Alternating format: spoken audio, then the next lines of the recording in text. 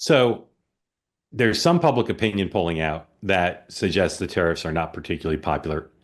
I don't love the wording of these questions, and I think a lot of people couldn't help but be influenced by the news coverage. Why is the news coverage hostile to the president's policies? I think it's fair to say that the establishment media is more hostile to the policy than the country at large. I think that's fair to say. Why? Number one, the establishment media doesn't like Donald Trump. So it's a Trump thing, they're against it. Number two, the establishment media talks to and hangs out with Wall Street types, the very wealthy people who have flourished in under a world with international trade, and less likely to hang out with people who live in Selena's neighborhood who have not flourished in the last 30 years. Three, they grew up as free traders. A lot of them went to Ivy League schools or other schools, and they just have learned trade barriers are bad, tariffs are bad, free trade is good.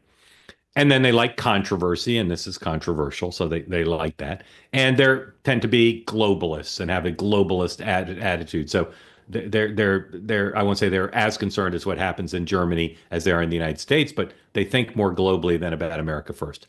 All of that means that we're all trying to understand not just what's happening and the impact on the country, but how people are feeling about it from a point of view. If you're reliant at all on the establishment media, it's not a complete accurate portrayal. And here we have someone in Western Pennsylvania and someone in South Carolina who are here to tell you that where they are, there's much less upset, much more, I would say, maturity than the billionaires are showing about what's going on, and a confidence that at a minimum the president deserves a chance to do this.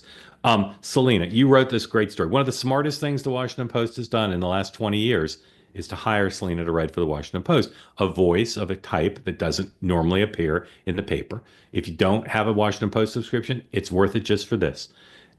How often are you writing for the Post? Like every week, every other No, week? no, no. Once a month. This Once is a month. Okay. Yeah, these are really deep dive Yeah. stories. Yeah. So the piece you wrote that published yesterday, or maybe late the day before, is about you're visiting a steel mill. Tell people what you saw, what you learned as it applies to the discussion about tariffs and globalism. So just for a minute, I have to fangirl as someone who grew up in Pittsburgh and steel was everything. It was such an honor to be able to cover this. I mean, they have not let journalists inside this building for decades. Where's the mill? Tell folks where it I was is. in West Mifflin, Pennsylvania, in the Urban Works, where the rolling steel mill is. It's 83 years old. It was it was so great to be able to be there, see what these men and women do, see the technology that they work with, but also how they work with their hands, and you just feel the heat from the furnace. It was really a Yeah. humbling and joyful That experience.